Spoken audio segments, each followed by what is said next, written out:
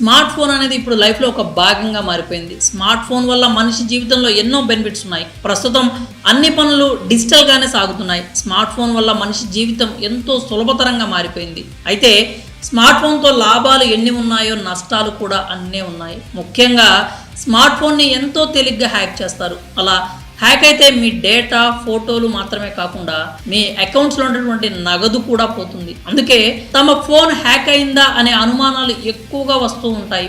అయితే హ్యాక్ అయిందని తెలుసుకునేందుకు కొన్ని మార్గాలు ఉన్నాయి. అయితే అసలు మీ ఫోన్ హ్యాక్ అయిందని ఎలా తెలుసుకోవాలో ఇప్పుడు చూద్దాం. సాధారణంగా మీ ఫోన్ హ్యాక్ అయిందేమో అనే అనుమానం వచ్చింది అంటే మీ ఫోన్ ఖచ్చితంగా అనుమానాస్పదంగా ప్రవర్తిస్తూ ఉండాలి. మీ ఫోన్ హ్యాక్ అయిందని చెప్పే మొదటి సూచన మీరు ఇన్స్టాల్ చేయని కొన్ని యాప్స్ మీ ఫోన్లో కనిపిస్తూ ఉంటాయి. అంతేకాకుండా ఫోన్ బ్యాటరీ ఫాస్ట్గా డ్రైన్ అయిపోతూ ఉంటుంది. సాధారణంగా కంటే కూడా ఎంతో ఫాస్ట్గా బ్యాటరీ డిశ్చార్జ్ అయిపోతూ ఉంటుంది. మీరు ఫోన్ వాడకపోయినా కూడా ఫోన్ బాగా హీట్ అవుతూ ఉంటుంది. ఒక్కోసారి ఫోన్ వాడుతున్నప్పుడు హ్యాంగ్ అవుతూ ఉంటుంది. మీ ప్రమేయం లేకుండానే యాప్స్ ఓపెన్ అవ్వడం, ఫోన్ నుంచి కాల్స్ వెళ్తూ ఉండడం జరుగుతూ ఉంటుంది. మీరు కాల్స్ చేయనటువంటి నంబర్స్ కూడా మీ డైల్ ప్యాడ్లో కనిపిస్తూ ఉంటాయి. మీరు పంపని మెసేజ్లు ఇన్బాక్స్లో దర్శనమిస్తూ ఉంటాయి. బ్రౌజింగ్ హిస్టరీలో కూడా మీరు సెర్చ్ చేయని వెబ్సైట్స్, మీరు ఓపెన్ చేయని పేజెస్ కనిపిస్తూ ఉంటాయి.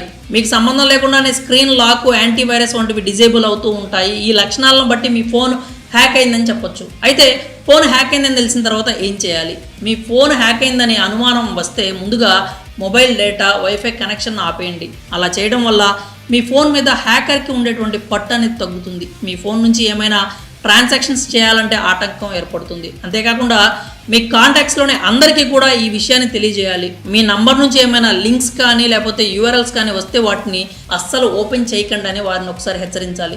అలా చేయడం వల్ల వారి ఫోన్స్ కూడా హ్యాక్ అయ్యే ప్రమాదం ఉంది. మీ ఫోన్లో ఉన్న అనుమానాస్పద, మీరు డౌన్లోడ్ చేయని యాప్స్ ఏమైనా ఉంటే వాటిని వెంటనే డిలీట్ చేయాలి. ఫోన్లో ఉన్నటువంటి యాంటీవైరస్ని రన్ చేయాలి. మంచి యాంటీవైరస్ లేకపోతే ట్రస్టెడ్ పోర్టల్ నుంచి ఒక మంచి యాంటీవైరస్ని డౌన్లోడ్ చేసుకోవాలి. ఆ తర్వాత మాల్వేర్ ఏమైనా ఉందా అని సెర్చ్ చేసుకోవాలి. అంతేకాకుండా ఏపీకే ఫైల్స్ని డౌన్లోడ్ చేయడం కూడా మానుకోవాలి. వాటి వల్ల కూడా మాల్వేర్ వచ్చే ప్రమాదం అయితే ఉంటుంది. అంతేకాకుండా మీ ఫోన్లో ఉన్నటువంటి మాల్వేర్ని క్లియర్ చేసిన తర్వాత మీ bank accounts, social media handles, పాస్వర్డ్స్ని మార్చుకోవాలి. ఏ అకౌంట్కి ఆ అకౌంట్కి సంబంధం లేకుండా స్ట్రాంగ్ పాస్వర్డ్ని సెట్ చేసుకోవాలి. అంతేకాకుండా పాస్వర్డ్స్ని ఫోన్లో సేవ్ చేసుకోకూడదు. ఇలా మీ ఫోన్ హ్యాక్ అయిందా, అయ్యాక ఏం చేయాలనే విషయాన్ని మీ ఫ్రెండ్స్ అండ్ ఫ్యామిలీతో కూడా షేర్ చేసుకొని వారిని కూడా ఒకసారి అలర్ట్ చేయండి.